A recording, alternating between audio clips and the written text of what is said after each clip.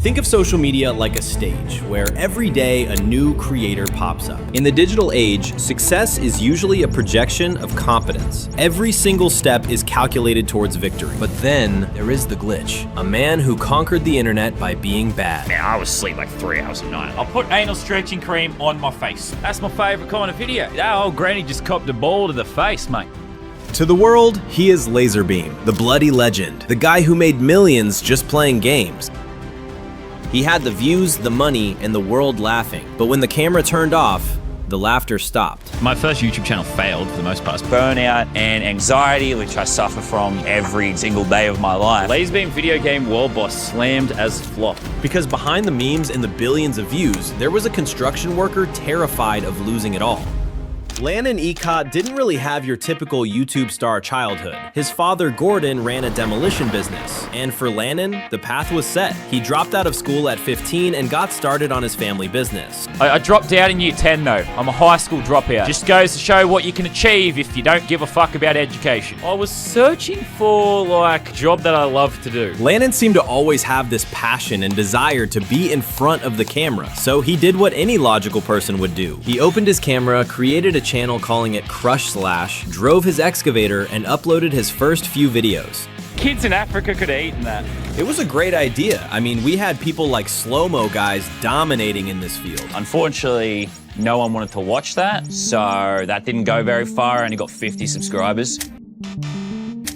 Most people start a gaming channel because they love games. Lannon started one because he had nothing else left. And most people generally start either because they have an interesting Let's Play idea, or either they are really good at the game. Lannon had none of these traits and just completely Hail Married it. Because deep down, Lannon knew that his personality was meant for this. It was do or die, I'm like. On January 4th, 2015, he rebranded his channel and started uploading gaming videos. I really suck at Madden. So this is my sexy car, and this is my sexy character. No one else plays this game the way I would. And I kind of took that energy and saw the success from that. I feel like I saw it slightly differently. Lannon was not the best player. He didn't have the aim nor the skills, and by all logic, his channel should have died at 0 views. I wanted to share my first video ever. I was posting my videos to Reddit, and it was just one day, like, it was just a video that was so outside the box that when I posted it on Reddit, it just got so much love, so much attention, and for the first time, people actually enjoyed something that I did creatively. Within like 3 months, I had like 50K subs. We've reached 50,000 subscribers. It's absolutely ridiculous. Thank you so much. Everyone was playing the game super seriously. They're like competitive. They do these series, whatever. I was like, okay, take the fattest dude in the game. Can he score a touchdown? In a sea of polite, family-friendly Americans, Lannon was the rough around the edges Australian. G'day, g'day, fellas. He swore. Fuck, fucking die. He screamed. Oh, what the fuck? A lot. I didn't have to. I'm such a testicle. From 2015 to 2017, it was the grind. Uploads after uploads relentlessly, be it GTA, Happy Wheels, Minecraft clones. They say the challenge is impossible. They say it cannot be completed. Can a punter be a quarterback? Can a bridge hold 1,000 cars? These experiments were a blueprint. He figured out the audience loved absurd challenges. He treated YouTube exactly like the construction site. You show up, you put in the hours, and you get the numbers. I found my thing. I found my purpose. Like, this is what I should be doing. I would do this for free for the rest of my life. Everything paid off. By June 2017, 2 years after he started, he hit the milestone most YouTubers just dream of. 1 million. 1 fucking million. All I can really say is, you bloody legends. And thank you so much. I still knew I had a dream. I still knew I wanted to do this shit. So that's why I started gaming videos. He had officially escaped the blue-collar life. He had the views, the money, and everything else to live life perfectly. And it wasn't one of those viral one-hit wonders. This was the real way to get fame, uploading every single day and crafting your best. And lucky for Lannon, he was just standing in the path of a storm that completely took over the world. In 2015, esports was the next gold rush.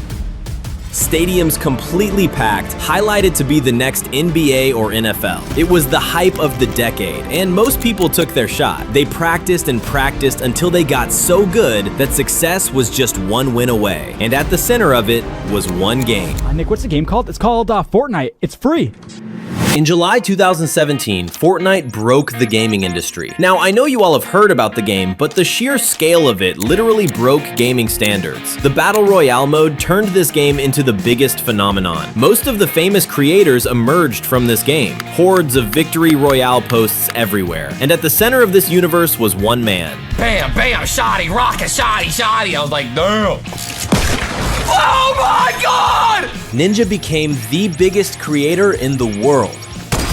Oh my God! Oh! It was a clear meta. If you wanted views and fame, you had to be good at the game. Lannon looked at Ninja, looked at the competitive players, and realized a painful truth. Fuck! God damn it! I'm so bad! He couldn't compete on their terms, so he decided to do what he always did. So I think it's about time we start getting back to stupid Fortnite challenges. And while Ninja was winning with aim, Lannon was winning with glitches, memes, and pure stupidity. I'm spectating Pussy Patrol 123. I'm here to show you how to win at Fortnite without a gun. Challenge number 1, make a dick. All right, mate, one cock coming right up. I don't know where I'm going. He won by being himself, mocking the very premise of the competitive scene and reaching heights which he once thought was impossible. Yes, feel free to applaud me. I finally got this thing. Yeah, I finally got my diamond play button. Hitting 10 million subs was something I never thought I would do. I thought I was gonna be stuck at 1 million subs forever. In 2019 alone, he generated 2 billion views and amassed over 10 million subscribers. However, the algorithm of 2019 was a voracious beast. It demanded daily uploads to sustain the viral momentum. For a streamer like Ninja or YouTubers who were just doing Let's Plays, content was rather simpler. Just cut up a highlight from a stream or simply play the game. But for Lazarbeam, every video was a production. He was writing, directing, and starring in a new comedy sketch every single day. Once I've kind of got an idea, we can sort of just run through all the layers. I sit down, I could record for an hour, I could record for a week, I could record for a month, whatever it takes to get this idea done. It really kind of needs to consume your life. Lannon was the king of the platform, but he was fighting a really tough opponent. The adpocalypse had changed the rules. Advertisers wanted safe, family-friendly content. The whole demonetization thing, it's like a really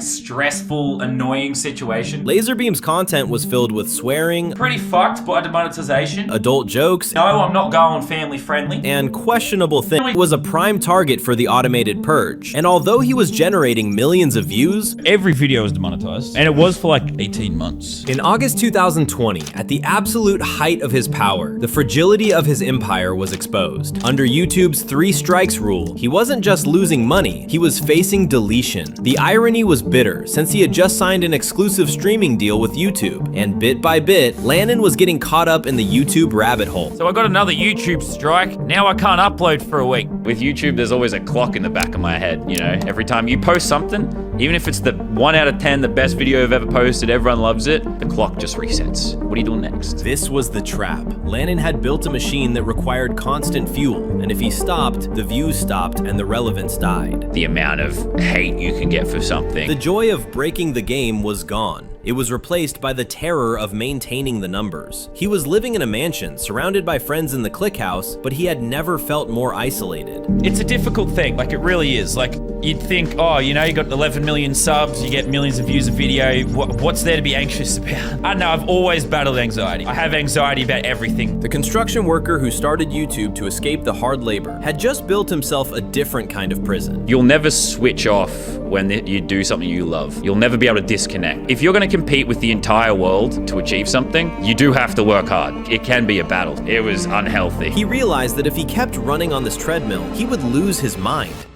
So Lannon did the unthinkable. He stopped running. He defied the algorithm's golden rule. He stopped uploading daily and he stopped chasing the trend. It's uploading consistently there, but it just felt soulless. I feel like you always have to find a balance about what's truly you and what the system wants from you. Like, I think there is a world where I had to change a bit. I had to adapt a bit. Look at the class of 2018. The sweats, the trend chasers, the daily uploaders. Most are gone, either burned out, retired, or faded into irrelevance. I'm a scuffed kid. I was inconsistent this year. I've been all over the place. I've had my mental struggles. I've had my battles. But yeah, there's also been great moments. So thank you for those. Thank you for supporting me through the bad ones.